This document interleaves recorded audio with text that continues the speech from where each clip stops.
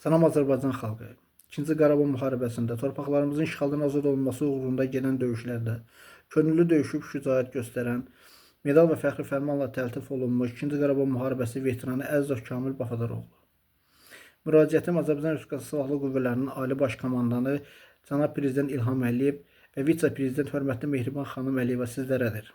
Cənab Ali Baş Komandan, siz bir çox çıxışınızda vurğulayırsınız ki, dövlətin nə qədər potensialı da olsa, gücü də olsa, müharibəni qazanan zabit və əsgərlərimizdir.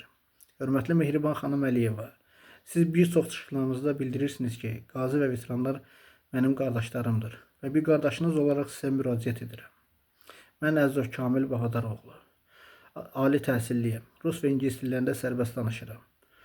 Peşkar idmançıyam, ölkəmizi yerli və xarici arenalarda təmsil etmişəm. Hörmətli Mehriban xanım, dövlət qulluğu müsabiqə mərhələsində müvəffəqiyyət əldə etmişəm. Sertifikat əlimdədir. Bir çox dövlət qurumlarına müraciət etsəm də müsbət cavab əldə etməmişəm.